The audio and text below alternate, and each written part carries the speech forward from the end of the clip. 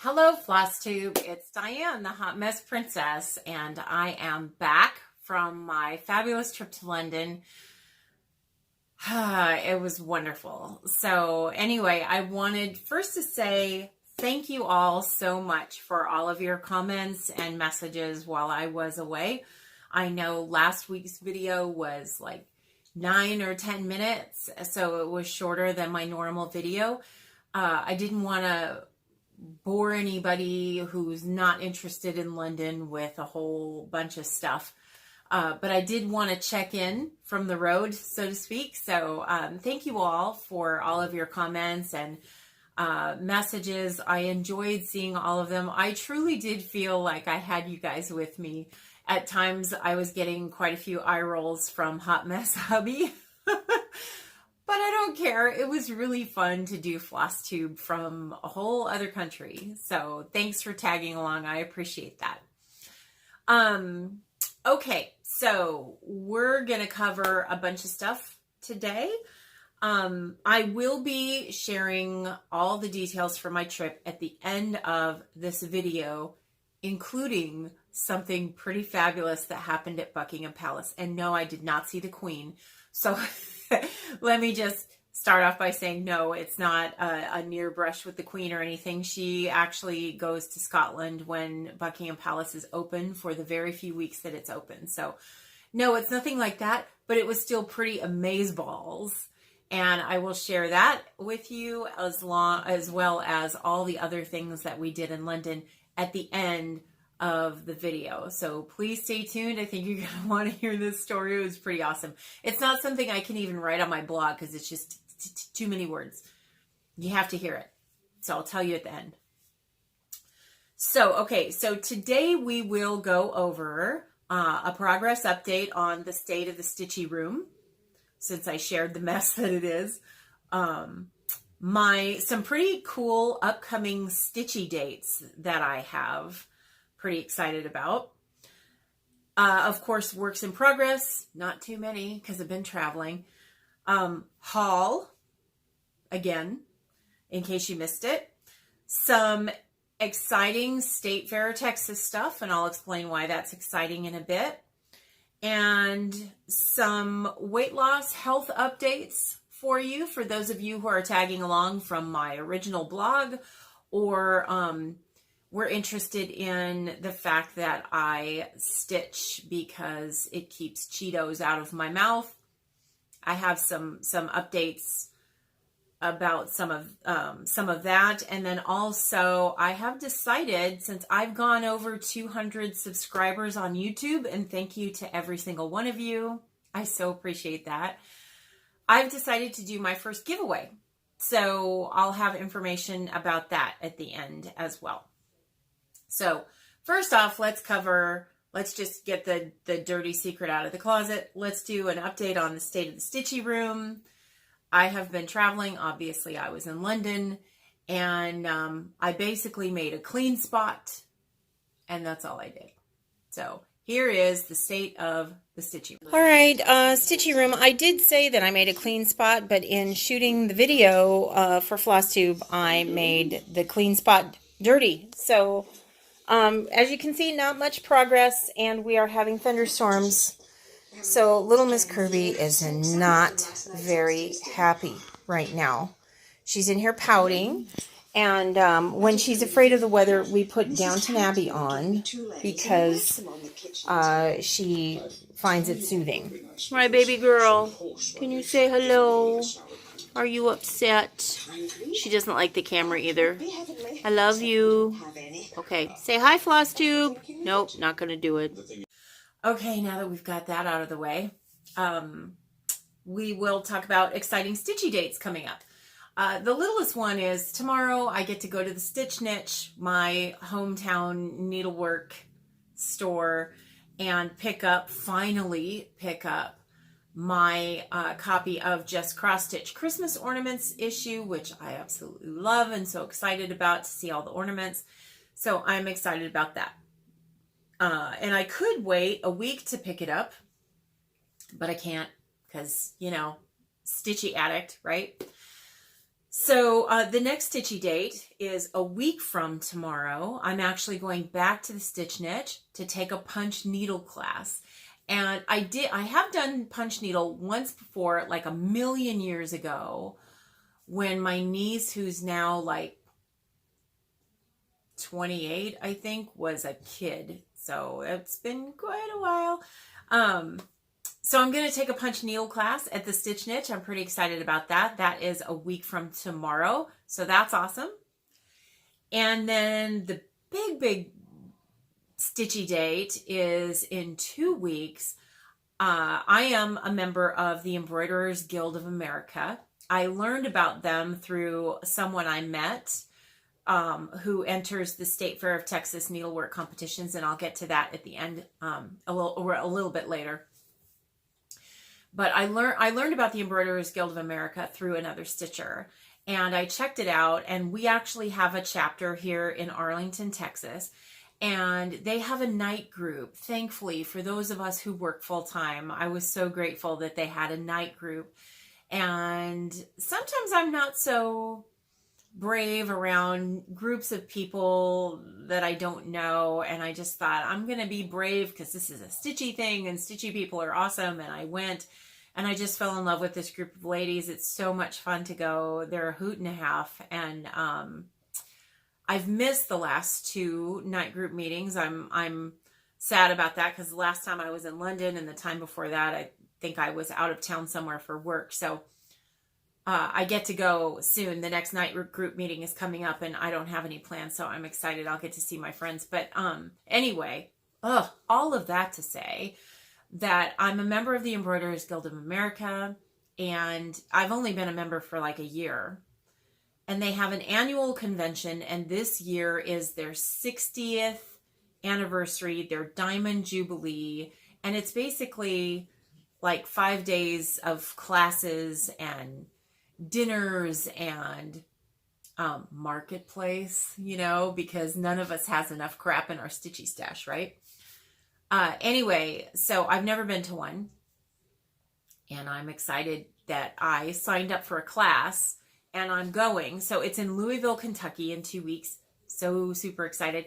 I'm leaving Hot Mess Hubby at home for that one. So, and I'm sure he's pretty grateful because actually he used to cross stitch. I'll tell you about that sometime, but he doesn't anymore. So I'm going to the Embroiderers Guild of America Diamond Jubilee. I am taking a class in, I think it's 17th century embroidery. Fancy.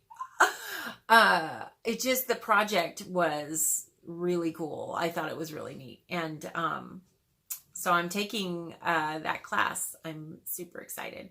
So that's in 2 weeks. Those are my important, fabulous stitchy dates. Looking forward to those. So, okay, so let's go over works in progress. Okay, let's go over whips.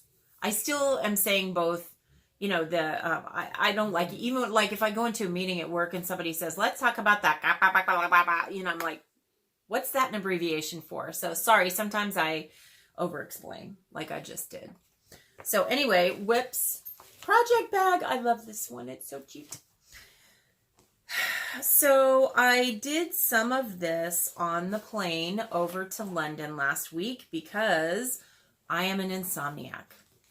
I can barely sleep in my own bed, let alone on a 777 going, super fast over the Atlantic Ocean.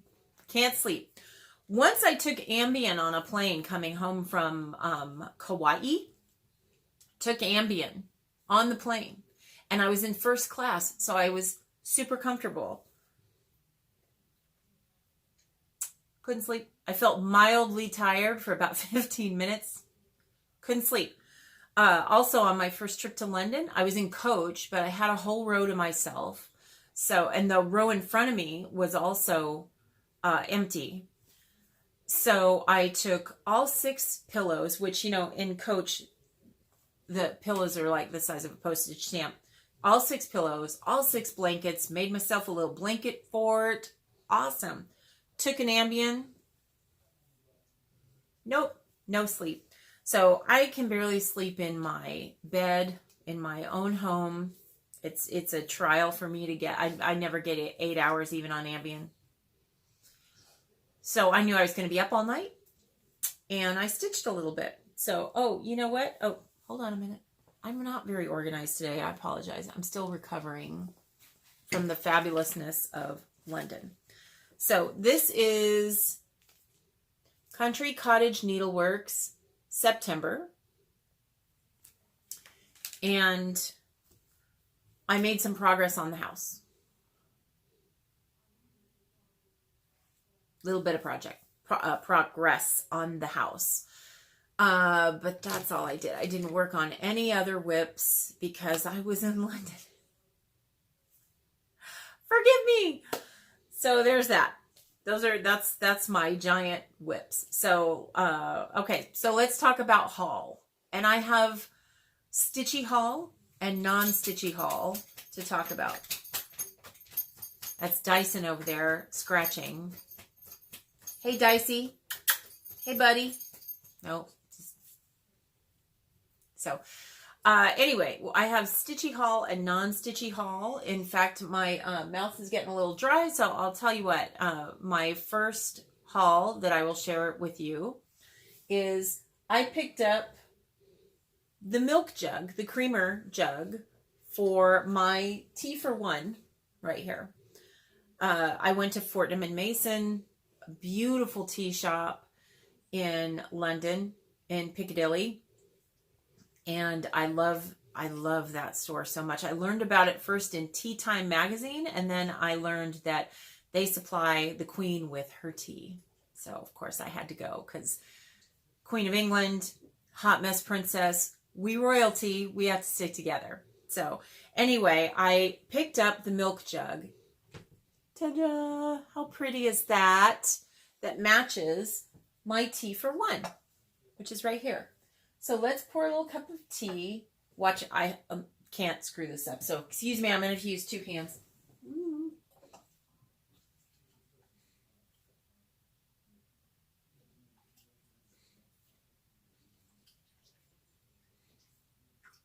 There we go. Isn't that cute? The teapot just comes right up out of the mug, and it's the pattern is on the bottom too. But if I were to put it back on the cup, of course, the bottom pattern covers up. So anyway, it's just a little a teapot, and it holds like 2 cups of tea in there. It's just a tea for one. So now I have the milk jug to match. So that's nice. I'm super happy about that. So, and actually, Hot Mess Hubby went in Fortnum & Mason with me, and he had quite a good time poking around the food hall downstairs. If you, of course, you guys have probably heard of Harrods, or if you've been to London, you've seen Harrods. Harrods is a giant department store. It's absolutely obnoxiously huge. And they have a food hall that is every kind of food you could possibly imagine. Fortnum & Mason, not anywhere near the size of that, but still a very elegant and pretty tea shop. And while most girls love that pretty blue box from Tiffany's, I prefer the one from Fortnum & Mason. So this is the box that my creamer jug came in, and I will probably use that for something. Who knows? And if you hear panting, I apologize. We're having thunderstorms in North Texas tonight and all day tomorrow. And the Saint Bernard does not like thunderstorms. So before I started shooting my floss tube, I had Downton Abbey playing to soothe her back here. This is not really my stitchy room. It's her room that she allows me to come into. And so she's having a bit of a conniption fit because it's quiet so that you can hear me. And Downton Abbey is muted. So she's a little bit pissed off right now. So if you hear panting, it's just my baby girl under the ugly table, you know, not super happy. So anyway, so that is my first haul. Oh, also, speaking of which, I just looked back at my teacup. Also picked up this tin of biscuits. And of course, You know, those of us in the US, biscuits are something doughy and bread-like that we either eat with gravy in the morning or with butter or jam. But biscuits are cookies to the Brits. And I bought some Rose shortbread biscuits. These are just, I've had these before. They're real, and I love, how obnoxious is this tin? I mean, this thing is just, hello. How about more than a foot long of shortbread biscuits? Anyway, these are really interesting tasting. They do taste like roses because that's what's in them. But I just think they're really interesting tasting, and I buy them every time I go because cool. And you can't get these in Texas, so why wouldn't I want them, right? Well, yeah, for they're very fabulous. So, anyway, and I also bought some lemon curd because when I have the girls over for tea, maybe I'll use it to make some little biscuits. Wow, I can really hear the rain outside. So that's my Fortnum and Mason haul. I really will get to some stitchy haul in a minute. When I was at Buckingham Palace, I bought a couple of things as souvenirs. This was too adorable not to buy. It's an ornament for honoring Harry and Meghan's wedding, American flag for Meghan, Union Jack for Harry. I had to have this. This is adorable. And it's very sparkly, and isn't that cool?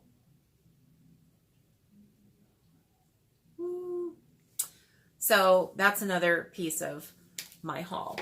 But when you guys saw in last week's video, I went, first stop, Hampton Court Palace, former home of Henry VIII, Jane Seymour, all of his queens lived at Hampton Court Palace, all 6 of them. Catherine of Aragon, of course, she lived there the longest because, you know, she was the original queen, the OG. And then Anne Boleyn came in and got Henry to kick Catherine out. And so she lived there. And then Jane Seymour came along after he had Anne Boleyn killed. And poor Jane, she died shortly after giving birth to Henry's only legitimate son. We won't go over all the history. Sorry, don't stop watching the video. But Jane Seymour, it's rumored that Jane Seymour's heart and lungs are buried under the altar in the Chapel Royal at Hampton Court Palace. Not Jane Seymour, the actress. Jane Seymour, the Queen of England back in Henry's day. I'm a little sarcastic today. Anyway, Hampton Court Palace is just really cool. Sorry, we're talking about a haul. We're not talking about my trip. I'm a little squirrely today too. So I went in the Royal School of Needlework's shop and I got this, well, they had it on display, and thanks Dyson for the audio of you scratching. He doesn't have fleas, but he's up to something. I'm going to have to check him out later. So anyway, they had this blackwork Union Jack on display in the shop, and it was cool. And of course, it's stitched by like the most amazeballs stitchers in the universe, right? Because the Royal School of Needlework. So when I get this done, it probably won't be that fabulous, but I just thought it was really cool. That is it. And I'm going to hold this up to the camera closer so you can really, really see it. I wish I could have showed you in the shop, but I was pretty sure I was going to get thrown out if I started videotaping in there.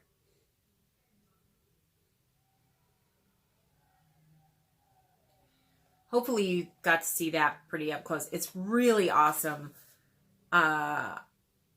Very intricate work, and I've never done black work before, so I thought that was really neat. So we'll see how I do with that. May not start that for quite some time. Whatevs. And then they had this postcard of Hampton Court Palace, and it's embroidery, so I had to get that. And I believe that this part, the design, that's stamped on the fabric. But it's just, that's amazing. Look at that. Who wouldn't want to do that? So I had to get that. And I sent Hot Mess Hubby off into the garden to take pictures while I spent too much money.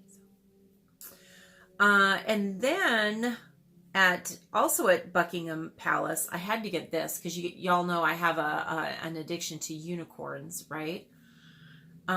So they had this ornament. So I had to get it. I would have been considered a failure had I not bought that. I had to have that. So there's that. And then I got postcards from Buckingham Palace, which were, wait till I tell you what happened. You guys are going to freak out. So anyway, there's that. And then I got a bunch of bags for project bags. Actually, a friend gave me this, someone I know who is in London that I was able to connect with. And then Fortnum & Mason has these cute, I mean, this is pretty decent project bag size. And so I bought that. And I think that was only, how much was it? I think it was like 5 pounds or something. It wasn't that much. It's a really sturdy bag. And then, of course, when I was at Buckingham Palace, I had to buy that.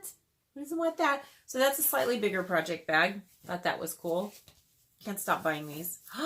Crap, I just realized I didn't buy the Tower of London one of these. Hampton Court Palace one. And it has the Henry VIII side on this side. And it has the William and Mary side on this side.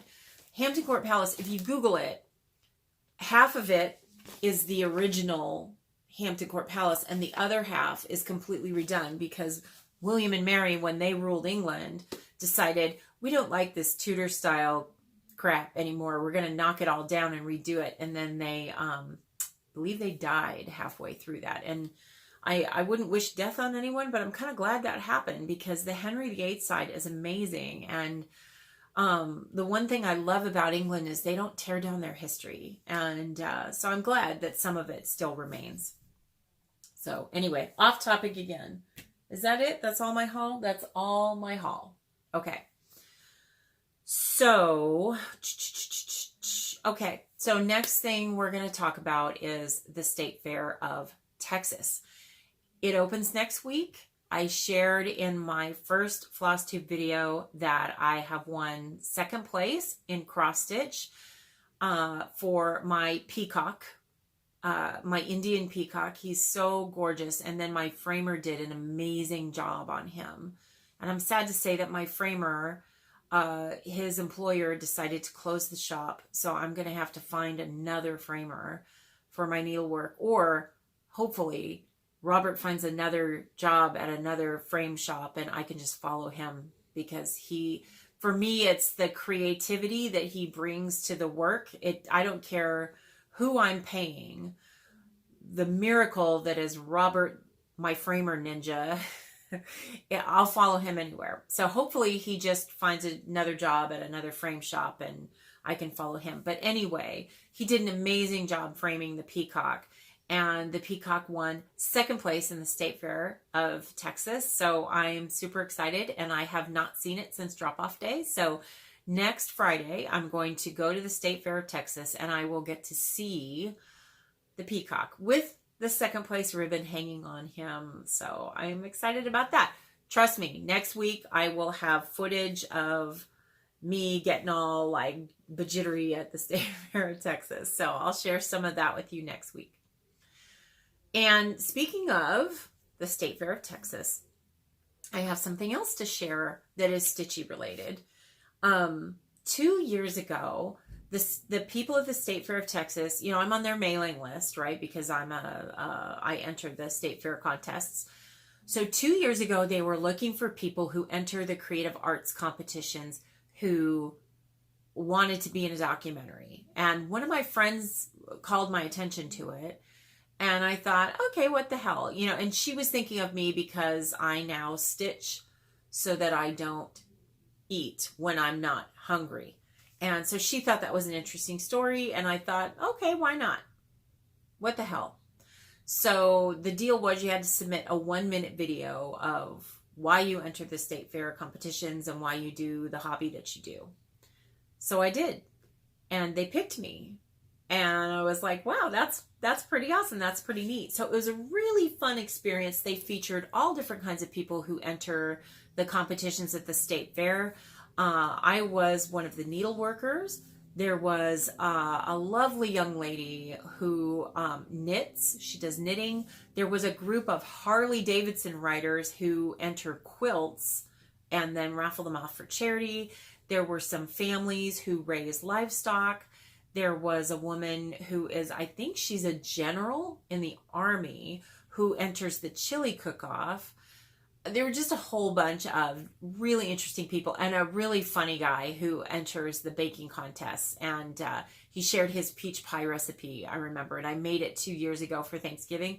And it looked like someone murdered a peach pie because I'm not good at crust and stuff. But that thing tasted good. And I hate peaches even. My husband loves peaches, but me not so much. But that was delicious. It was really good. So anyway, I was in this documentary 2 years ago. I was the featured needleworker in the piece. And just recently, the State Fair decided to share all of their videos, all of the different vignettes on all of the different contributors on YouTube. And they left me out. They didn't put mine up. So I contacted the production company and said, you guys, can I have my video, please? Because I know a whole bunch of really awesome stitchers that I could share this with, and it would be really fun. Plus, my mom has never seen it. And my mom is super proud of me, always. Of course, moms are, right? But my mom's 92, and she needs to see this video. So anyway, they contacted me, and they gave me the video. So next weekend, in celebration of the State Fair of Texas opening, I will share my part of the documentary in my FlossTube video. So if you're interested in seeing that, you'll get to watch that as part of my FlossTube video. And also the lady, my friend Dawn, she is now my friend, is the one who told me about the Embroiderers Guild of America. So she's also in the video. She doesn't speak. Yeah, she doesn't speak, but you can see her in the video, and she's pretty awesome. She does amazing needlework. So anyway, that is coming up next week in celebration of the State Fair of Texas. Okay, what else? Okay, so now we are to the point where I'm going to tell you about my trip to London. And I'm not going to go on and on and on, but the Buckingham Palace story, that deserves some respect, okay? So I'm going to take my time telling that part. Okay, so the you guys saw in my FlossTube video last week, Hampton Court Palace. So I won't go on and on about that. If you want to see what Hampton Court Palace was like, please look at FlossTube video number 3, because I shared quite a bit. To me, Hampton Court Palace, the royal family doesn't stay there anymore. In fact, I believe the last monarch who lived at Hampton Court Palace was the king who lost the colonies that became the United States of America. So no monarch has lived there in quite some time. Hampton Court Palace, to me, I don't know what it is about Hampton Court Palace, but it feels to me like a creature, not even a building. It's, you walk up to it and it's just amazing. It's so cool. I just love it there. I literally could go and just sit on a bench and just be there. It's creepy and it's cool and it's interesting, and you can just imagine, you know, the Tudors walking around, you know, Henry VIII, and, you know, oh, just, it's amazing. I love it there. So we went to Hampton Court Palace on my husband's first day. I was out there for work, so I had already been there for a couple of days. And then I took some time off so that we could go around there together.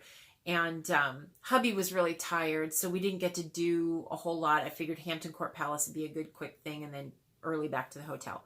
So we did that. And then the next day, and this is also in last week's FlossTube video, we knew that there was a plaque on the former embassy of the Republic of Texas somewhere over near Buckingham Palace. And we did some detective work on Google, and we started looking, and we found the former embassy of the Republic of Texas. So that was pretty cool. That was pretty amazing. So if you want to see that, check out FlossTube video number 3. We also took a Jack the Ripper tour, which was really creepy, really creepy. And if you think that sounds graphic and gory, you'd be right. It's not for kids, so please don't think you should take your kids, at least younger than teenagers. I wouldn't take them because, well, at least if you Google Jack the Ripper tours, we used the original Jack the Ripper tour. They were awesome. It's 2 hours. It was 10 pounds for a 2-hour tour. And they really went into the history of what it was like to live in Whitechapel during that time, during the Victorian era, and horrific conditions. They really put you in what it was like. And it was, I mean, you need to know, you need to understand that before you start walking around the neighborhoods. And definitely grateful I did it with a tour group, that we did it with a tour group, because the neighborhood we started in was not super awesome. But they also pass around police copies of, well, they don't give them to you, but they're laminated and they pass them through the group. Copies of the police photographs of the victims, which some are really graphic. So you don't want to take your kids to something like that and have them accidentally go, So anyway, but I highly recommend it for adults. It was really creepy, very historic, and I learned a lot. So it was great. And I walked my butt off. Crazy. Then, of course, we went to the Tower of London. I was trying to find things to do that would interest my husband. And so the Tower of London, we spent hours there. Just know that if you go in the tower and you start going upstairs, there's probably never going to be an end to those damn stairs until you're done walking around all of the buildings in the Tower of London. So just be aware. And I have a foot problem, so this was an issue for me, but I did it. But I was, it was getting to be where, you know what, just get me an inflatable aircraft slide so I can just rappel down the side of the wall, dudes, because this is too much. So anyway, we did the Tower of London. That was really awesome too. Okay, Buckingham Palace. Grab a cup of coffee, a cup of tea, a Diet Pepsi, whatever you drink. Hunker down. Let's get ready, because I'm going to tell you the Buckingham Palace story. And I've built it up so much, you guys are not going to be impressed at all. So anyway, let's take a pause for a minute for a snack break, and I'll be right back, because I think my video is going to time out. So go grab something and we'll meet back here. Okay, let's talk about Buckingham Palace. So just, if you've watched The Crown, you've gotten some good shots of Buckingham Palace, like especially that inner courtyard, right? Which is called the quadrangle, I learned, and is important in this story. So anyway, for those of you who don't know, of course, you've seen this picture a million times, right? When the royal family comes out and they're standing on the balcony, right? That's the front of Buckingham Palace. This is the changing of the guard going on. So if you walked up to Buckingham Palace, there's these beautiful ornate gates that are just gorgeous. And then this open courtyard, and then the front of the palace. But then the cars, they drive through this little archway into a big inner courtyard called the quadrangle. Drive up to the front door of Buckingham Palace, and out pops the Queen or the royal family, or, little Prince George, whoever, right? So, anyway, that was pretty cool. Yeah, this is a kind of a better picture of the outer courtyard. Yeah. It's a very big area, the outer courtyard. And then that's the balcony where the family comes, and this is the archway that the cars drive through in order to get to that inner courtyard. Enough said. So, anyway, when you do the stateroom tour, you enter on the side of the palace, and you kind of weave down this hallway. And then before you know it, you're out on this observation platform in that inner courtyard, and you get to stand there and look at it. And I'm not going to lie, I kind of geeked out a little bit, and I got choked up. And then Hot Mess Hubby spent about 10 minutes teasing me that I got choked up, but it was amazing to stand there. And I had a similar choked up experience when I visited Independence Hall in Philadelphia, because so much of our nation's history started there. So whenever I'm in the presence of like really amazing history, I tend to get all like geeky. So anyway, got to see that, and then you go to the Great Hall, and that's very beautiful, and then you go to the grand staircase, which, hold on a minute, let me find it for you. The grand staircase is freaking incredible. It's basically, there's 2 flights of red carpeted stairs with white walls on either side and gold leafing. And then there's a landing, and then it's sort of half spirals on either side, so you can choose whichever side. So this picture I'm about to show you is on that first landing, looking down at the 2 flights of stairs you would have to go up, and looking up at the spiral part. Isn't that incredible? Look at that. So I walked up these steps down here, 2 flights of red steps, and then I walked up this way, right? So halfway up, and I have to say, the attendants that work at Buckingham Palace, not only are they watching for shady people doing horrible crap, because some of the human race is, you know, dreadful, but they're also watching out for people who need assistance. And on this day, I was wearing a giant fracture boot on my left foot, because even though I've lost 119 pounds, I'm still a big girl. And I'm prone to stress fractures and ligament tears, and my feet have always been jerks, even when I weighed 125 pounds, because I was a dancer for many, many years. Not exotic, tap. Don't get carried away. So anyway, I was wearing a boot because I was trying not to injure my foot. So I was very awkward going up the stairs. So she steps out and she says, "Excuse me, ma'am, if you'd prefer, I can put you in the lift and take you upstairs." But when you see a staircase like that, do you want to go in an elevator? I was thinking no. And my friend Matt later, who is British, said, "Are you crazy? The Queen uses the lift. You should have taken the lift." And I just didn't even think about that because I wanted to explore those stairs. So I went up the stairs, slow going. She was very nice to offer. So did the whole stateroom tour.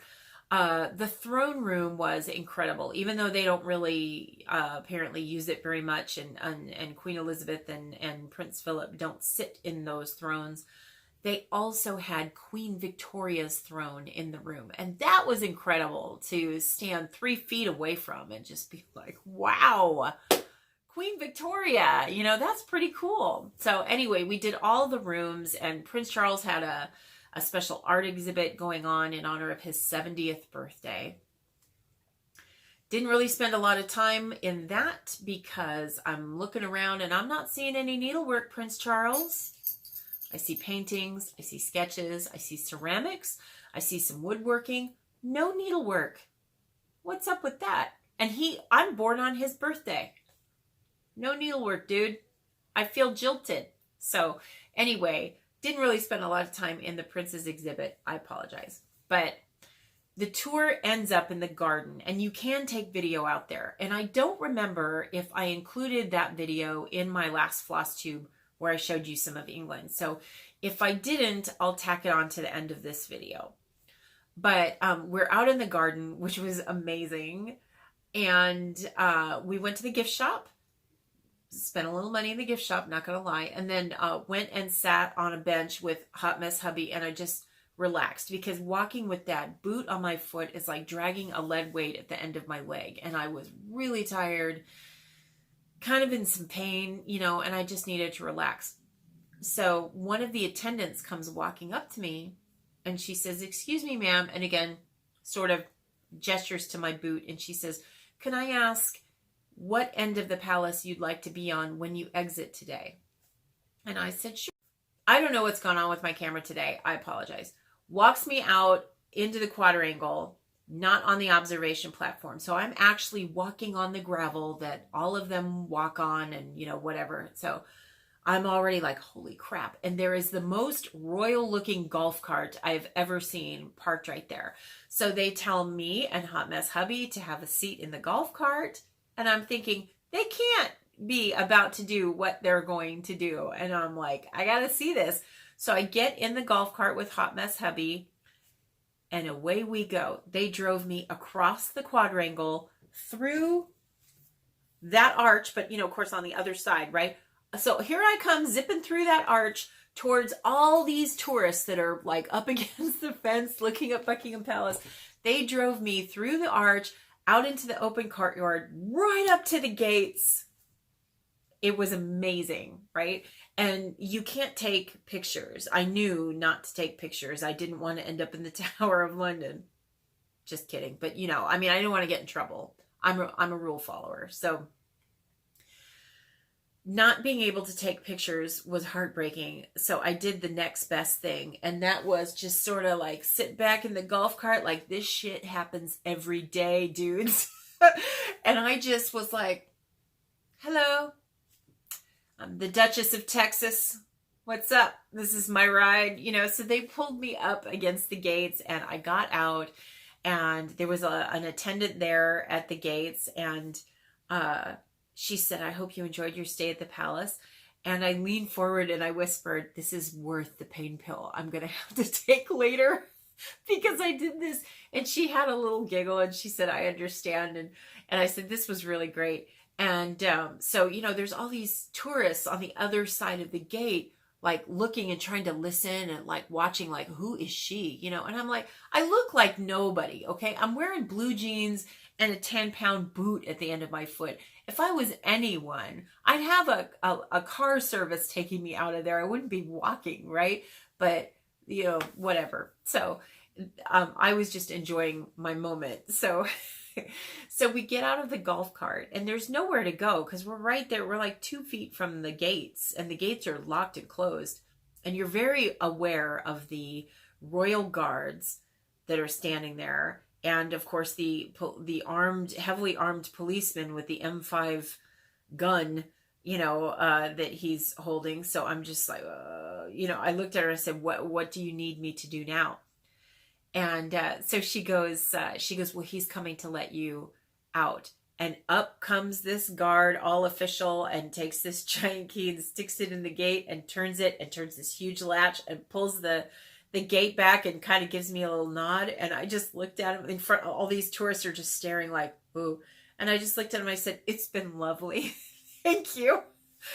And I stepped through the gate, and with as much dignity as I could muster, I just kind of toddled out with my boot, like, excuse me. And they actually backed up, and like tourists were like, ooh, and I just sort of limped out, and I just kept walking because I thought if I stop, then I remove the coolness of the moment that I just had. So I just kept walking, like, okay, I'm going to Fortnum's now. I'll see you people later. And I can hear Hot Mess hubby behind me going, babe, babe, babe. And I'm like, no, I'm not trying to hear this right now. I'm just gonna ignore it, and I walked to the end of the fence area where people had, they lost interest in me pretty quick. And I turned around, and he's catching up to me, and we're both laughing our butts off. And he goes, did you see all those people taking your picture and going, ooh, like that? And I said, yeah. I said, won't they be disappointed when they realized that was nobody? But it was really fun, and it was quite a moment to be in that cart looking up at the palace like that and just driving through that courtyard area. And you all probably think I'm crazy right about now, but that was awesome. So that's my Buckingham Palace story. I'm sorry if you think I bumped into the Duchess of Cambridge or something, because I totally did not. But it was pretty awesome, and definitely a highlight of our little trip out there. So thank you for listening to that. Before we go, I have a couple other things to share if you're still with me. So I have shared a couple of times, of course, that I've lost 119 pounds. I do needlework in order to keep that weight off. So I'm not, when I want to eat and munch, when I'm not hungry, I pick up needle and thread instead, because it's a healthy habit just for me. In spite of the fact that I've lost 119 pounds, I was almost 400 pounds when I started this journey. So I still obviously have quite a bit quite a ways to go. And because I've always suffered from foot injuries, easy foot injuries, walking and working out is a trial. I've tried a lot of different things. I can share more about that if you have questions about what I've tried and what I've not tried. But walking, especially walking quickly, or even not so quickly, can be quite a challenge for me. So anyway, I was realizing when we were in London, I think it was the Buckingham Palace day, you know, my husband and I were back at the hotel and I was just aching from head to toe. But I did all the walking. I think I hit like 15,000 steps on my Fitbit that day. And so I was just kind of telling my husband, you know, after losing that much weight, you'd think I'd feel different. And he just kind of looked at me for a minute and he goes, honey, you are different. How do you not see that you're different? And I kind of like, well, yeah, okay, I know I think I've dropped like 12 sizes in clothes. I used to be a size 32 and really, really pushing a size 32. Anyway, he goes, how do you not know that you're different? When you were at your top weight, you were, we never went anywhere. We never went anywhere. It was very uncomfortable for you to even fit in an airplane seat and you barely fit. And I do remember that I wouldn't fly without him because I hung over into the other seat and I didn't want to anger someone by touching them with, you know, the rest of me. And so I didn't fly unless I could fly with my husband. So I was grateful that he reminded me of that. And, I didn't remember that we didn't always travel and do things together. And so it was good to have that reminder. But it also reminded me that I have more to do. I'm not done doing what I'm doing. And I don't like making a number on the scale my goal. And sometimes I have a hard time with fitness goals because I usually injure my foot and end up in physical therapy. And so anyway, it just kind of was a good reminder of days gone by for me and a good motivator for me to stay focused on my goals. So I was reminded, and you know, actually Priscilla and Chelsea have helped me to remember this too because of their Pandora bracelets that they're always wearing. And I'm not wearing mine right now, and I'm not going to stop the video to go get it. But I got a Pandora bracelet for myself as a gift when I hit the 50 pounds lost mark.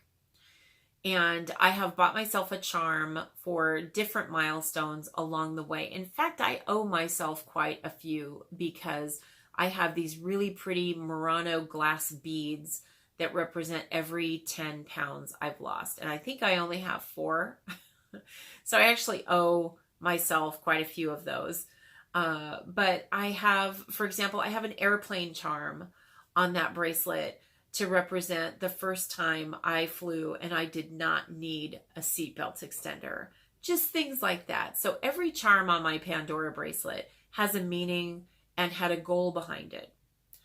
So, and you guys know I have a kind of an addiction to unicorns, right? So the other day I came home from London, I was polishing off my Pandora bracelet and I was thinking I need to set a goal.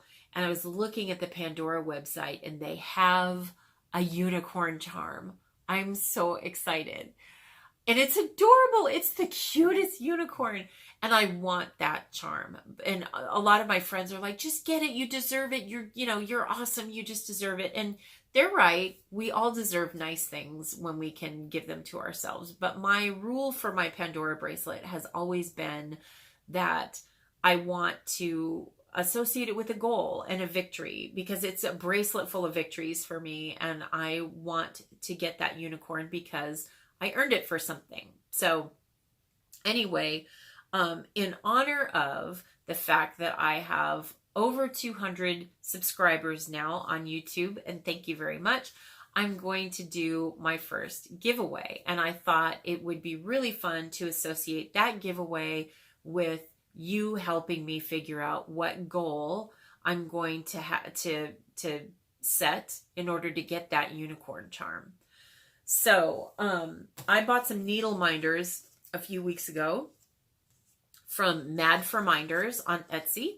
And she was very sweet and sent me a free needle minder with my order. And I actually don't really care for this one. It's not one that I will probably use. And I honestly, I have, if I'm allowed to say, too many needle minders, if that's a thing. So I don't need this one. It's really cute. It's just not my thing. When it's Wizard of Oz oriented. And when I was a kid, the flying monkeys scared the crap out of me. So I don't tend to like Wizard of Oz things. Sorry, Garrett. I know that's disappointing, right? So how cute is this? It's this cute little Dorothy-ish character with the Tin Man's hat and heart. It's really cute with the Emerald City in the background, right? It's cute. It's just not my thing.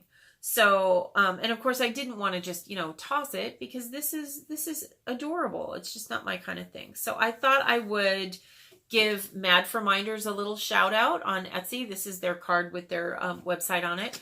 And do a nice thing by hosting a giveaway. So in the comments on this video, please don't say giveaway because we absolutely want this needle minder to go to somebody who's a stitchy person. We don't want some creepy person, that I don't like getting this cute needle minder. So in the comments, please give me an idea for what kind of goal I can set in order to earn that unicorn charm for myself. I do have one rule about that. I don't want to make it scale oriented. I don't focus on a number on the scale. I don't think any of us should. I think we should allow ourselves to be awesome because we are fabulous women on this planet. We deserve to not give ourselves shit about the number on the scale. So no 5 pounds lost, 10 pounds lost. I don't do those kinds of goals anymore. I used to, and I used to find them helpful, but they're not helpful to me anymore. So let's focus on something awesome. It doesn't have to be weight loss related, but I need a goal. So help me set a goal. Okay. So I'll announce the winner next week. And I'll announce the winner next week. And that's all I have for now. Until I see you next week, just remember to be nice, humans, and be nice to yourself too. Okay. Thank you guys for watching.